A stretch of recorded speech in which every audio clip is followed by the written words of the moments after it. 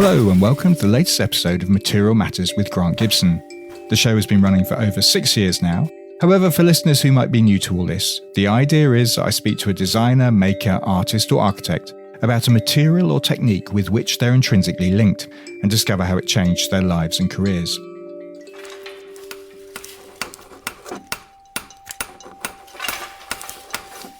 Today, I'm delighted to introduce my guest, Brodie Neill. Brodie is a Tasmanian-born but London-based designer who's made a name for himself by creating pieces from waste or reclaimed materials.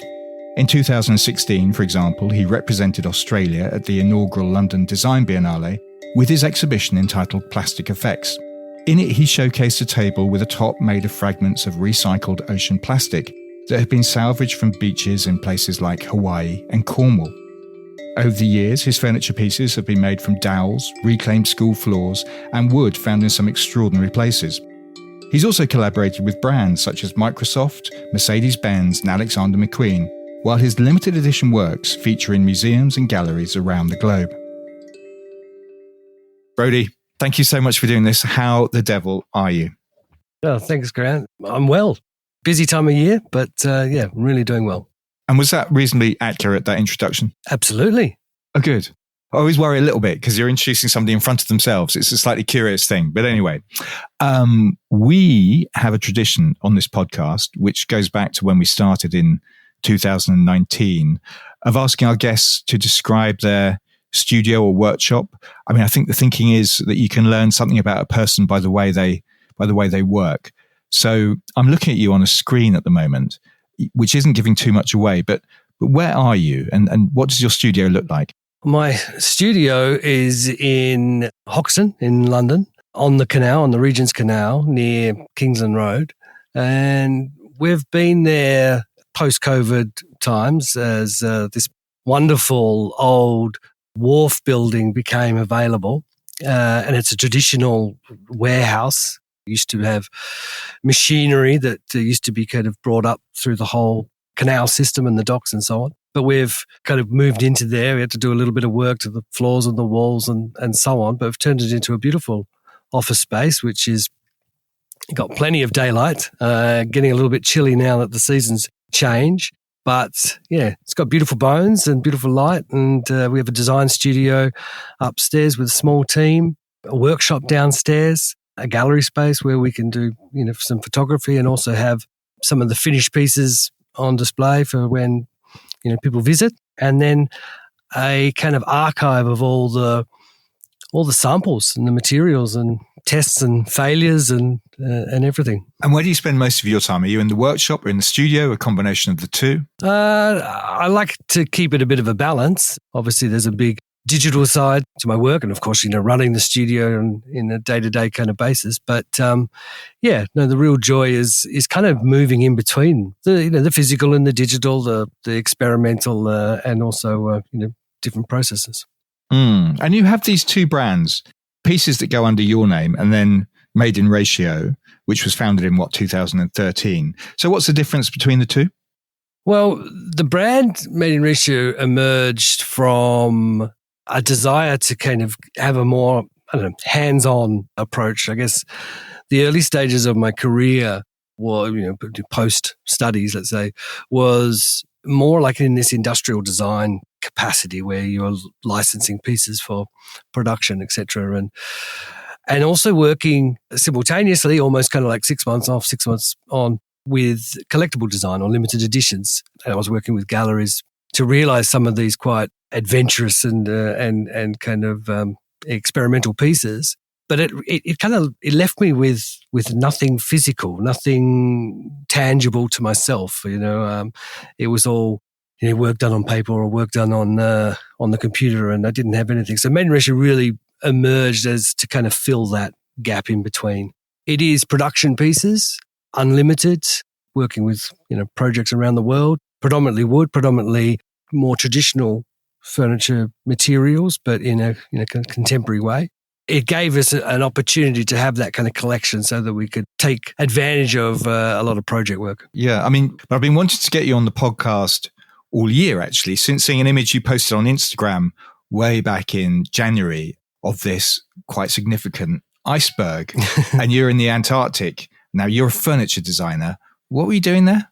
Well, it's the adventure of a lifetime, to cut it short. It was an extension of my work with ocean plastics, which goes back 10 years now, when we first did the first realization, which was the Gyro Table, which, as you said in the introduction, was represented Australia at the first London Design Biennale at Somerset House. And that really kind of steamrolled. That was a time that ocean plastic hadn't been used in furniture, or certainly not used in that way, and was able to make a very kind of hideous problem. Well, it made a splash, definitely. Exactly. It definitely made a splash. It certainly did. And that splash has kind of continued, and all of a sudden have gone beyond being a furniture designer and become a spokesperson for this issue through the medium of the work that I produce. And it was actually about a year ago that I did a talk out in Wiltshire at the Messams, Wiltshire, a gorgeous old, I think it's 13th century kind of barn. Tithe barn, yeah. It's amazing. Absolutely stunning place. There were 3 artists and 3 designers. Tom Dixon was also involved, and it was a little conference that we would kind of talk about the intersection of art, design and science. And one of the speakers from the science side was the commissioner for this artist in residence program on board the Schmidt Ocean Institute, which comes from Eric Schmidt, the former CEO of Google. And he is, through his philanthropy with his wife, Wendy, very supportive of this international vessel that literally tours around the world, giving scientists an opportunity to go on long expeditions and do the amazing work that they do all around the world. And there is a circuit mapped out as it kind of goes. So the whole thing snowballed very, very quickly, or the conversation happened very quickly, and the opportunity to board that boat as its artist in residence and head down to Antarctica was there. Did everything I could to get on board. So who else was on board? How many people are you sharing space with in that case? There were 70 people on board. It was no cruise ship. It was an old engineering vessel from the North Sea that would install the wind turbines. So it had amazing pinpoint accuracy to be able to kind of hold itself within even stormy seas, but it wasn't the fastest vessel. So we had kind of quite a long voyage across Drake's Passage from the south of South America, Punta Arenas in Chile. We went right down below the Antarctic Circle, 73 degrees south.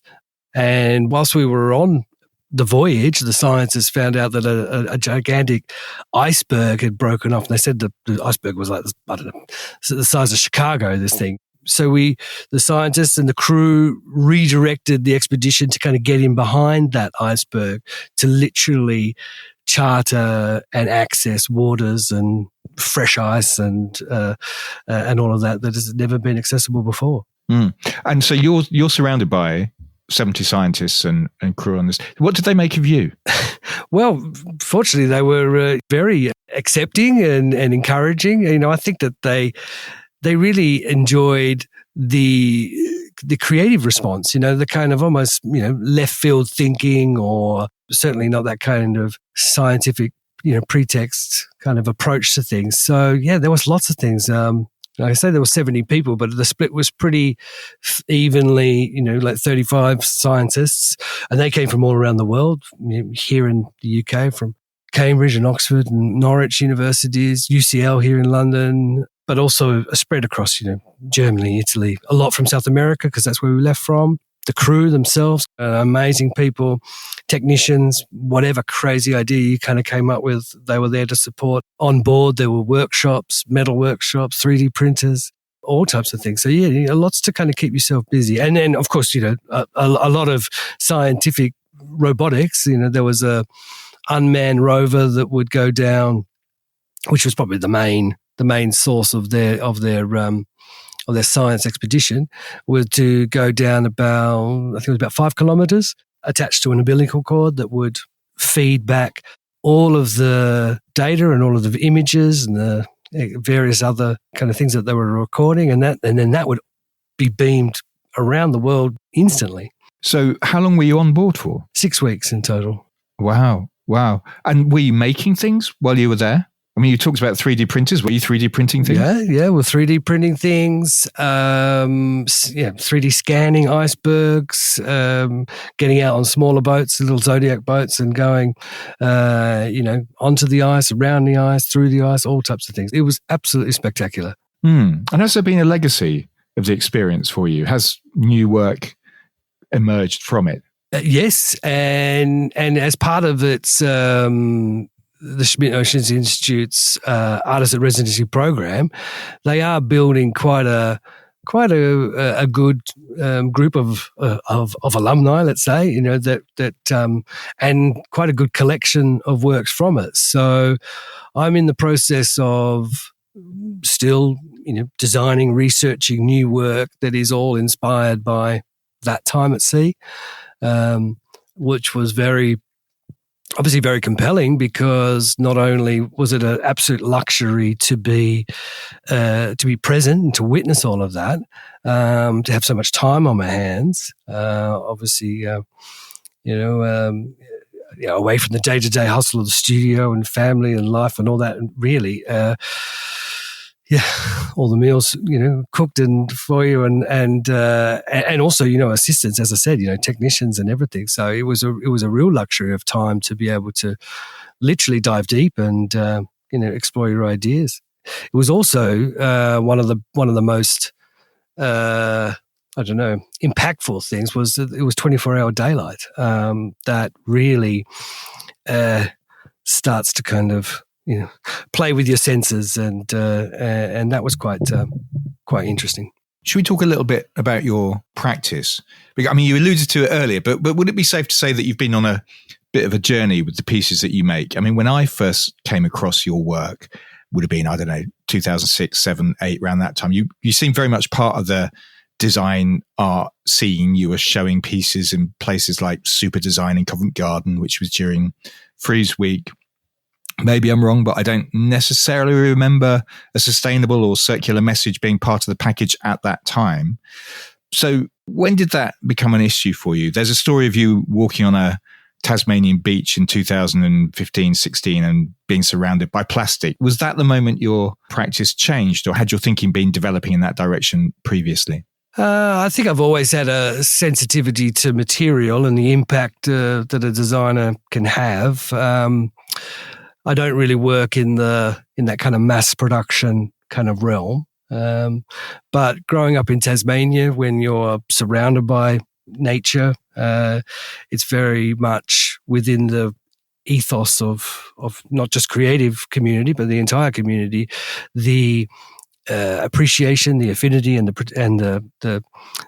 kind of protection of the environment and how important it is. And I think even in the early days, I started making furniture as a teenager, and then took it through school and university and so on.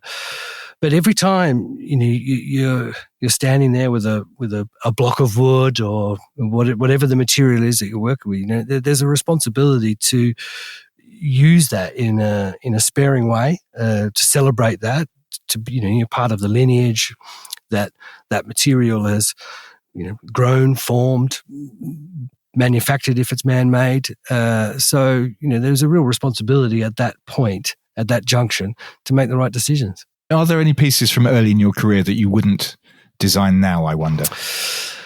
Or you could redesign, certainly. But there was a time and a place, I guess, and you mentioned a design journey or a career journey. I'm a big believer that nothing is obviously going to happen if it's not a chain of events. So therefore, everything that we do is built on the shoulders of the work that's come before it. So the Gyro Table, the ocean plastic table that we did for 2016 for the London Design Biennale, that was built on previous experience. You mentioned the Covent Garden Super Design. I think, testing my memory, I think that was 2008. Was that not where the Apple store is now? Exactly, in Covent Garden. Yeah. It was a thing, yeah. It was a beautiful building. Amazing that a building of that grandeur was empty and available for such an event. London has changed. It certainly has. But it was a gorgeous building. And then in that year, we launched the Remix, which is probably one of my most recognizable limited editions. And that was born from a desire to use waste, to see the potential in a material that's discarded. In that case, we were pulling sheets of material out of old skips in my then studio in Shoreditch, to then things like chipboard and ply and all types of things, and would go around other workshops taking people's waste or what was used or surplus. So that was a real amalgamation of different materials to then create something new in that, what you would probably call that kind of sustainable space. I mean, the result of that moment on the beach in Tasmania that we were talking about a moment ago was the Gyro Table. Yes. A piece that had a kind of terrazzo effect top using fragments of ocean plastic. And as we say, it launched during the London Design Biennale 2016. You were representing Australia and it made quite a splash. So how did you go about making that material? So the moment on the beach was probably a good 12 months before the launch of the table. So it was 2015. I was back in Australia doing some exhibition with the NGV, the National Gallery of Victoria, who's a great supporter of my work. And off the back of a symposium, they had a small group of people, international designers and journalists, etc., invited to go to Tasmania. And ironically, as a Tasmanian, I was invited to go back there. Fortunately, and for this camping trip, camping design kind of symposium, let's say. It's like Cub Scouting for designers, basically. Exactly. Yeah, but there were like journalists from New York and designers from Italy and all types of things. So it was a good mix. I was very fortunate that I was able just to borrow all the camping equipment off my sisters and etc. and then kind of head on down there. But it's on this remote. Tasmania is a remote place, but it's on an even more remote island off Tasmania called Brodie Island, and then this was an even remote section of beach on that island. And it's an area that I used to go as a child, and I remember it as pristine.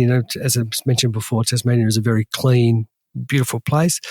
But I was walking along a beach. It does get very kind of, windy and woolly and wild. And it was one of those days that I was down on the beach, and I was just struck by, like picking up, I don't know, things like drink straws and like a clothes peg, bottle caps, these types of things, just everyday domestic items. And of course, I was well aware of ocean plastic and the effects of it when you go to I don't know, holiday in the Mediterranean or something like that, or parts of Asia, really where it is a really big issue, certainly then.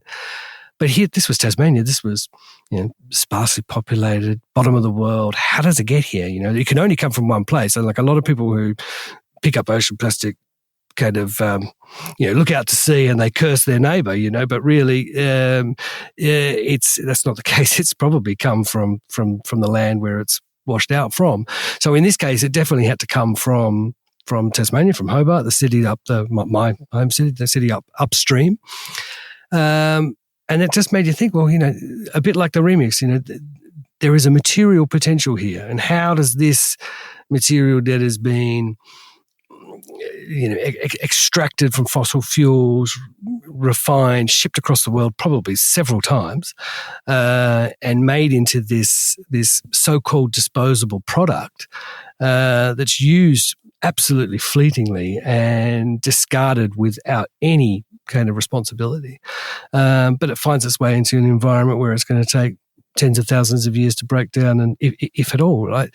So how could that material be recirculated within a closed loop system and then brought back into a functional object? So that idea kind of stayed with me, that moment. And it was probably a few weeks later that this opportunity to represent Australia started to emerge at the Biennale. So I thought, well, how better than the world's largest island to literally take a leading role in the stewardships of the oceans by tackling the issue of ocean plastic in the form of a round table, by bringing it literally to the round table of this International Design Forum.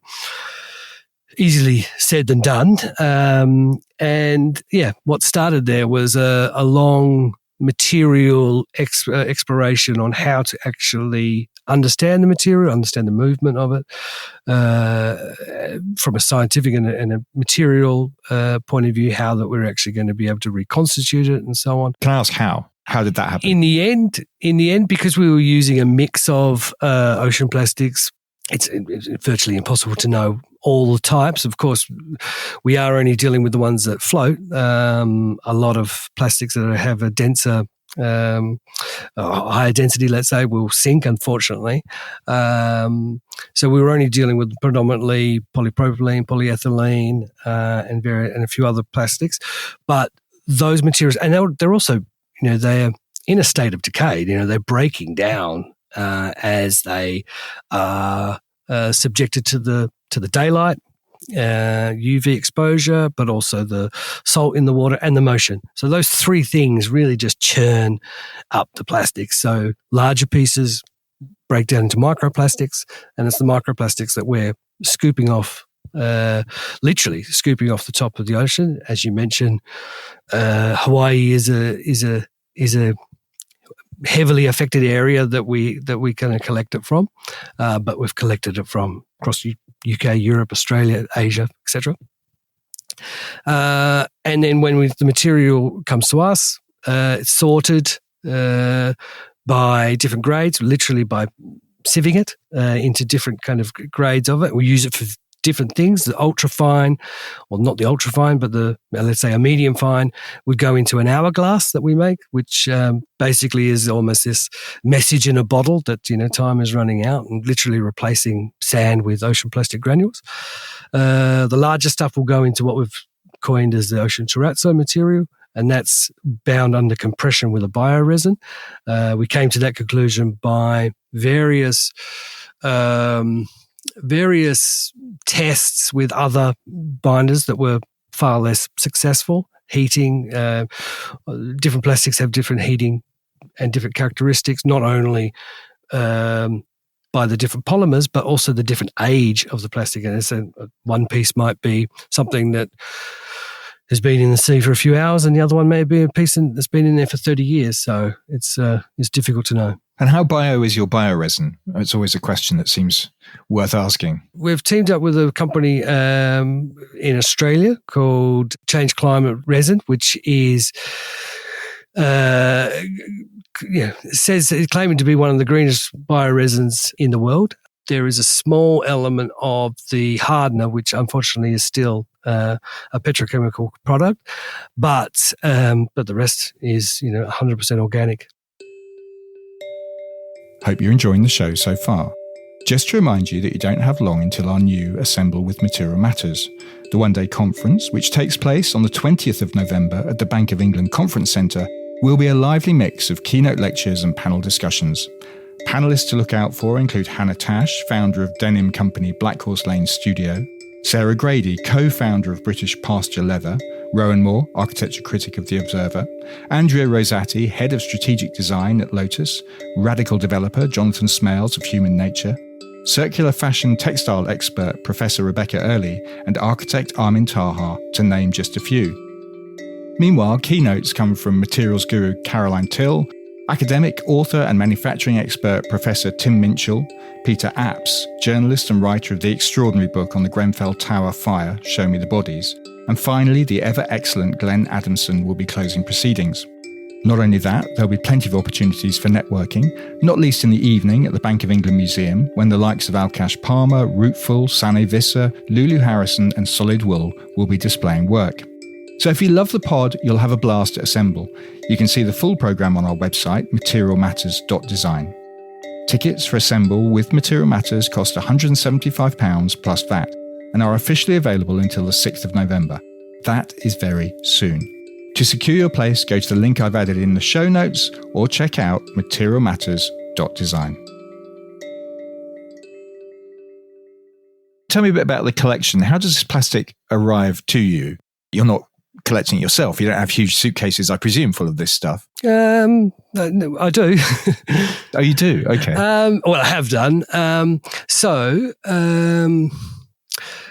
when in 2015, in the preparation for the Biennale in 2016, started putting the feelers out there. We worked with scientists from the University of Tasmania, but also here, Imperial College.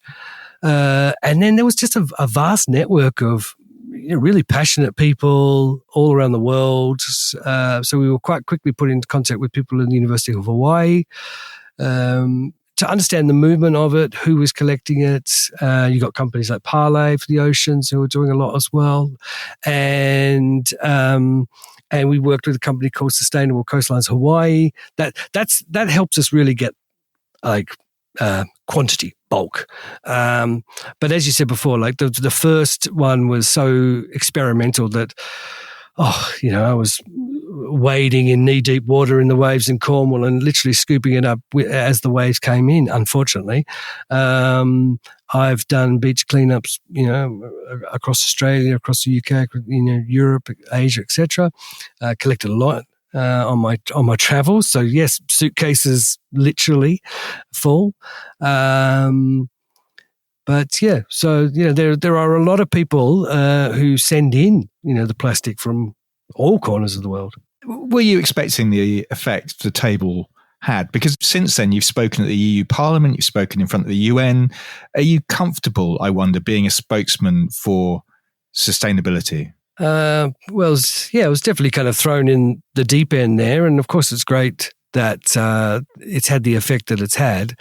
I remember Somerset House, I don't even think the exhibition was open, but there was like a media release put out, and next thing you know, you're in a taxi on your way to BBC Television Centre, and you're on the news. So, and then from there to ITV to etc. So it was quite a buzz. So I was definitely kind of thrown in at the deep end, but I guess through my work and my passion for craft design and materiality, I'm telling my side of things. Of course, it's no golden ticket. It's not gonna stop the problem or make a large impact into the issue. But if it makes us aware of it, and I'm very fortunate that a lot of the museums or pieces have an educational side to them, so that the story gets to keep on being told. I get opportunities to do it, like some of the platforms that you've mentioned moments ago. Obviously, results in amazing adventures like going to Antarctica, etc. And hopefully, it will continue. But yeah, no, it's something I've grown into, but I do enjoy. It's not only ocean plastic that you're interested in. Recoil, for example, which you launched in 2021, was crafted from wood salvaged from an underwater Tasmanian forest. You used 3 kilometers of wood veneer and coiled it to create a top for a table. How did you find the wood in that instance? It isn't just something you stumble across. No, I was aware of the guys who were starting this hydro wood kind of, I suppose, started as a concept. It's now a resource, so hydro wood is the company that extracts it from the water. Yes, and I guess it takes the wood itself, which is native Tasmanian timbers. They differ because obviously they've been underwater for 50 years.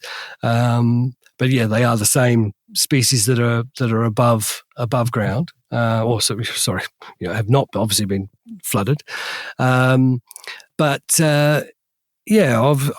known the guys that are doing it. I've met with them when I was back in Tasmania from time to time, and it was always kind of there, this opportunity to kind of work with this material. And it was during COVID that this idea was kind of taking shape, this almost layering. The piece really is like a ball of string. It's, if you want a larger table, you just keep on going. If you're smaller, you stop sooner, kind of thing.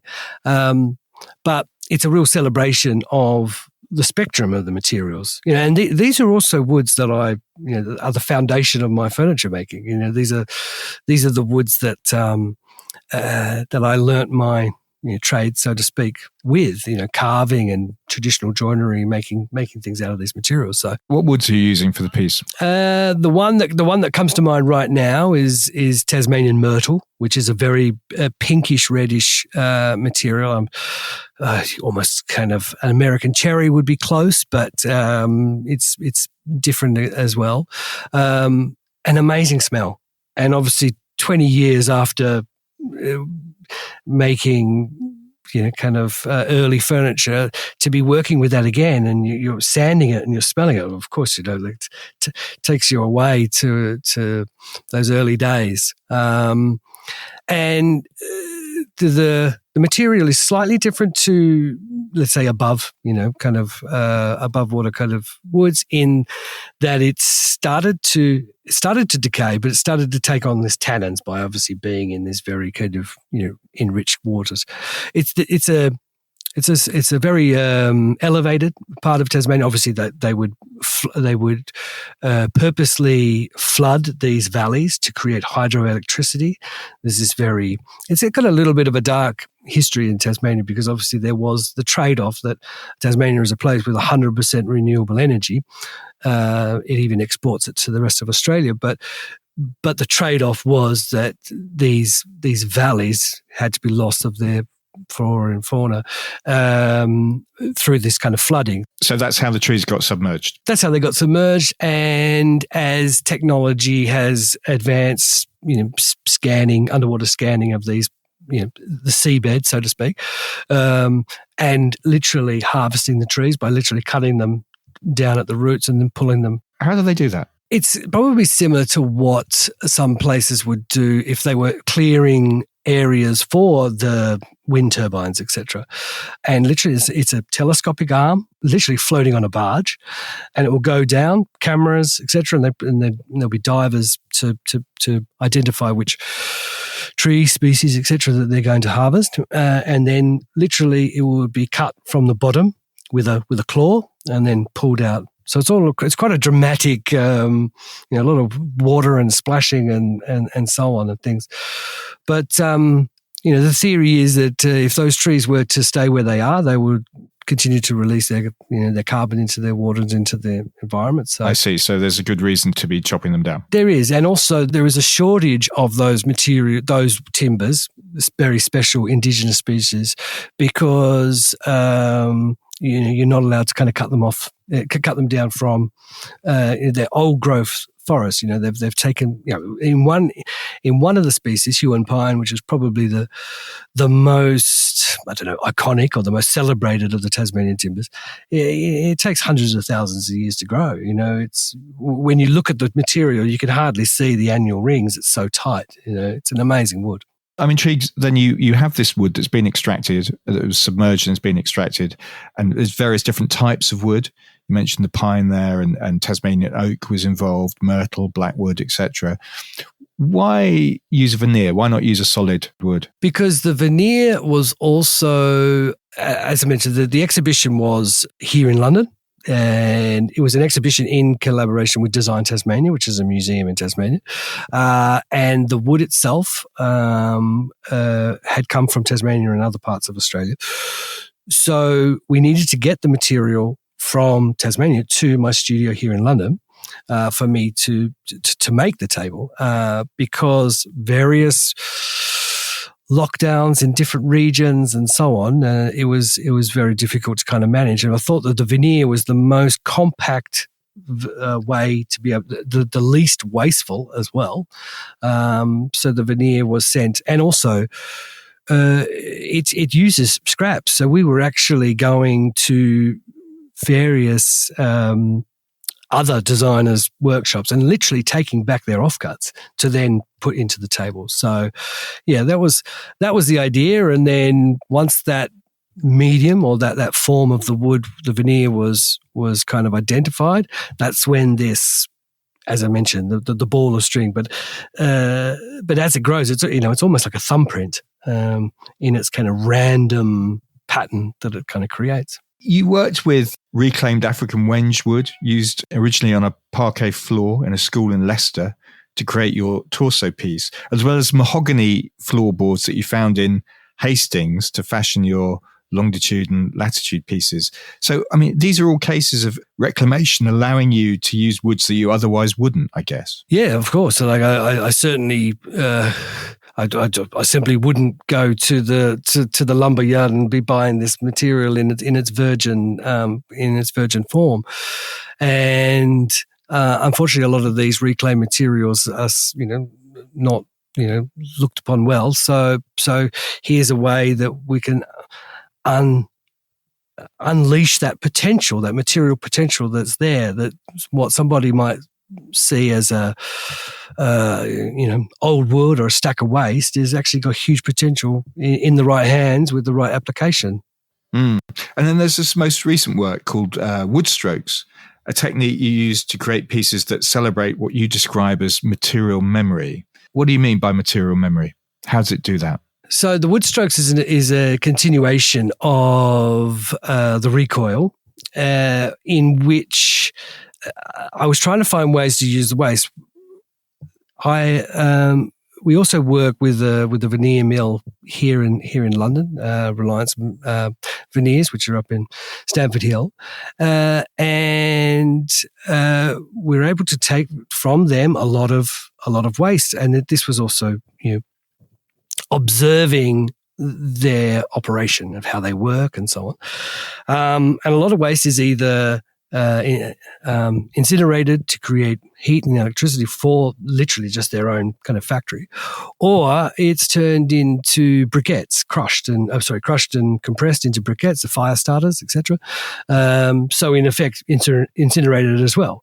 But these are gorgeous woods, like the full spectrum of Mother Nature, from lace woods to gorgeous maples, right through to wenge, etc. So this idea that we could kind of take these materials and work with them in a different way to the recoil, and I found a way of using them the ends, which was most common of the waste kind of format, and literally be able to basically paint with wood, and they take on this almost, I don't know, like this Van Gogh-like brushstroke in an array of different colours, which of course we can then use as functional furniture. So, what's your process, Brodie? I mean, when you're creating a piece, do you start with the material? Do you draw? How do you work? It's a good question, because as I mentioned earlier with my studio, there's a lot of material samples, and those are material samples which are literally there on the shelf waiting for the right form, the right shape, the right project, the right application. And at the same time, there'll probably be sketchbooks of ideas coming from the other angle, which would be, shape, form, function, etc., and then how you've kind of got to find that kind of perfect marriage of those two, and things emerge. Like, as I mentioned, ideas simmer away, like the moments after the beach in Tasmania in 2015, and not to rush them too much, and let them find their natural home. So it's percolation, in other words. A lot of that. A lot of that. And how did it all start for you? I mean, we've talked about the fact you grew up on Tasmania. Were you always going to be a designer? I guess I was always going to be a creative of some sort. A very quiet but curious and creative child. I was fortunate that my family, in particular my mother, would take me to art exhibitions, so I would always see the practice, so to speak, and grew up in a creative family. My sister's a milliner, so there was always that side of things, and I was just, as I said, I was just curious, so I started making chairs, frames, small tables, boxes, all these types of things in the family shed from whatever I could find. I guess that's where the scavenger side of things came as well. So, and then that was just an evolution. And then Tasmania has the amazing timbers that we've already spoken about, but off the back of that, an amazing group of furniture makers, boat makers, sculptors, and various things. So I was very fortunate to slot into that. Yeah, have that available. What did your parents do? Oh, well, my mother was a mother of 5 children, but she was a nurse originally, and my father works in finance. Okay. But your grandfather, I think, was a carpenter, right? So there are tools available to you. That's what I'm interested in. There was somewhere for you to go to start making furniture as a teenager. Yes. But sadly he died shortly before I was born in a car crash, right. In Tasmania. And he originated from here in the UK and was a prisoner of war in Hong Kong, and then taken down to Tasmania for rehabilitation, but chose never to come back to England. But he was an engineer in the British Navy, and he applied his engineering expertise in Tasmania, an area of farmland and early industry that needed a lot of his expertise. But then he moved into education and so on. So I inherited his tools, which I still have in my studio and still use, and quite often they're the most trusted and reliable tools we've got. It was sad to never meet him, but there was a bit of a legacy there that continues. And what were you like at school? A daydreamer, obviously, quite creative. Obviously excelled in design and art and so on. That was my passion, and obviously I was very fortunate to then take my passion into university, the University of Tasmania, focusing on furniture design, and then on. Yeah, then on, you went to Tasmania, University of Tasmania, to study design, but then you went to the Rhode Island School of Design in the US. Why go to the US? Because you stayed very close to home. You went a very, very long way away. Yeah, well, I stayed close to home. I guess, of course, I was 18 years old when I started university in Tasmania, and of course, I had this passion about design and making and so on. But getting to that level of education environment, that's when I learned that this is design, this design thing. Like, it could take me around the world. I could travel. I could cross cultures. I can work. It's something that can scale. Really kind of seeing the exposure, seeing design in textbooks, seeing design in exhibitions, and so on. And also, being the sole thing that you did, really kind of focused on it. So I was very fortunate to have awards and scholarships and things like that, which were all indicators that you're moving in the right direction, and so on. And then, yes, when I got a fellowship to go to the Rhode Island School of Design, the choice there was, I guess I was 23 or 24, 23 maybe. That was a big move. Obviously, I didn't know anybody in the United States, I wanted a different adventure. My elder sisters had come to London, and at that stage I didn't want to be another Aussie in London, even though I ironically ended up that did happen, by the way. But at the time, I just wanted to kind of a different path. But there was also a very good synergy between the Rhode Island School of Design and the University of Tasmania. Like, I know they're miles apart from each other, but they definitely got like an island mentality. The two places, quite regional, but the method of design, it was not this European industrial design side of things. It was more this what in the United States they would call like a studio furniture maker. In Australia, they call it a designer maker, which would be that small practitioner design. You do everything. You design, make, et cetera, and that really interested me. As I said, I was fascinated in the making and the design through making.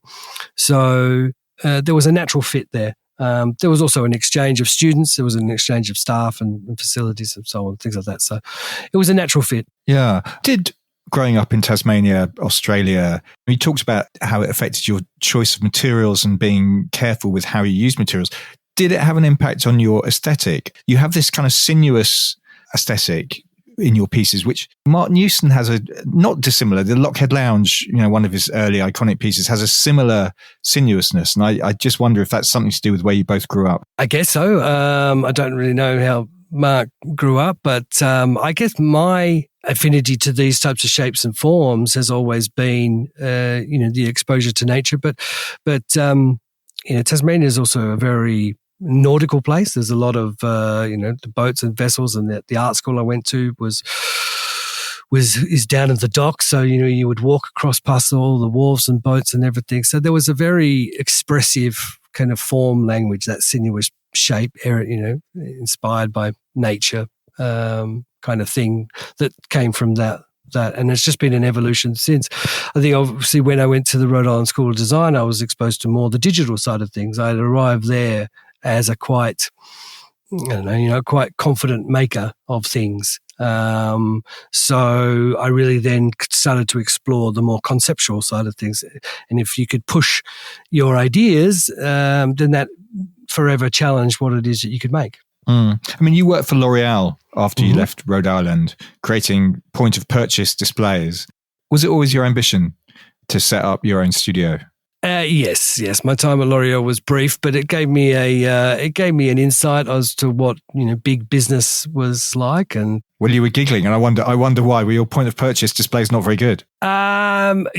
Yes, there was. They were too abstract. Too avant-garde for them. There was some funny stories, but as I said, it was an experience that kind of made you realize how big corporation works, or how creativity works within a big business like that. It was a great experience. It was New York City. It was the first kind of stepping stone after kind of graduating from the Rhode Island School of Design.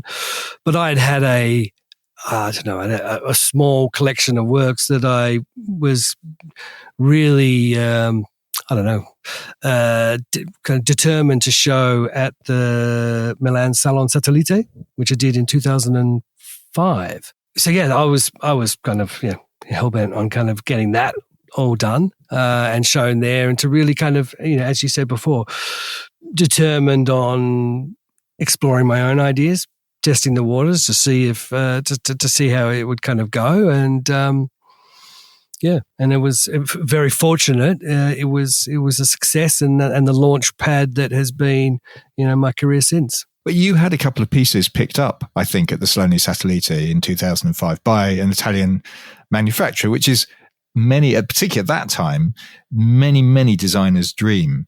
You didn't necessarily end up going down that route, and I wonder why. I still work. I still work with those companies. Some of the pieces are still even in production, and it certainly interests me in the early part of my career.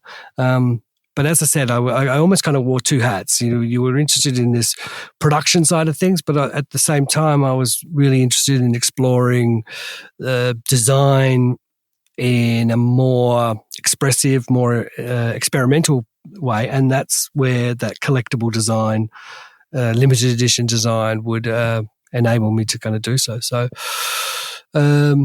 so I worked with Kundalini and Domodynamica in the early days. I totally understand how rare an opportunity that was, that those pieces were kind of snapped up and put into production. And I think one of the pieces was on the front cover of the Corriere della Sera, the very next day after the fair. So it was what else? Yeah. What a great start. Kind of got to pinch yourself for that. Certainly, kind of looking back at it. I think that my ideas became more adventurous, and I think, as 2008 financial difficulties kind of closed in, then a lot of those things, unfortunately, we didn't really find those an avenue within that kind of production side. So maybe they were, steered away more into that kind of collectible design side of things.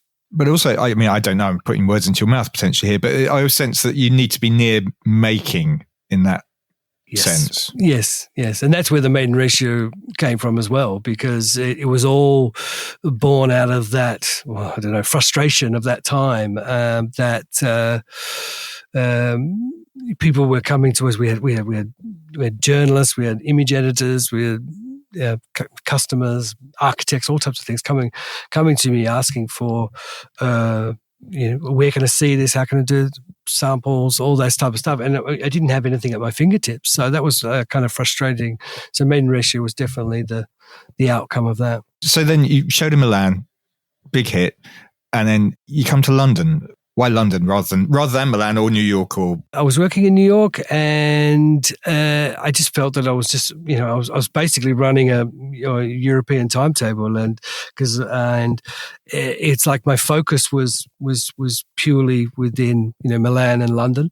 I enjoyed myself here in London every time I'd kind of passed through between London and Milan. Sorry, New York and Milan. So it just seemed like a natural fit. As I mentioned, my grandfather earlier, through ancestry links, I was able, from visa wise to move here and set up a business. So it was something I certainly don't regret. I've built an amazing studio career and life. It's been an exciting 20 years. Very good. Well, look, Brodie, we're reaching the end of our time. Thank you very much. As you say, you've had this extraordinary year this year, starting in the Antarctic, which not many people do, let's face it. So what's next for you? Well, we got a busy end to the year. A major focus of myself and the studio has been a large kind of public art commission that we're doing in the City of London. That I can't go into too much detail, but it will be installed in December. So it's all coming together at the moment. So, it's going to be a big finish to the year. Okay, so look out for a large piece of work that you can't tell us about in the City of London in December. Yes, well, it's permanent work, so it'll be there from December. It'll onwards. Be there, yeah, onwards. Okay, very good, Brodie. Very much enjoyed that. Thank you so much. Thank you, Grant. To find out more about Brodie, go to brodieneill.com. You can also go to our website to hear other podcasts that I've done, to sign up to our newsletter, and to find out all about Assemble, our new conference at the Bank of England Conference Centre, which will include many of your favourite guests from the show. Tickets are available until the 6th of November, and we'd love to see you there. It's going to be really good, if I say so myself, and you do not have long. One more thing, it would make me incredibly happy if you went to my Patreon page and made a pledge at patreon.com/Material Matters. For as little as £3.50 a month, you can receive invites to various Material Matters events, as well as getting access to each episode before it's published to the wider world.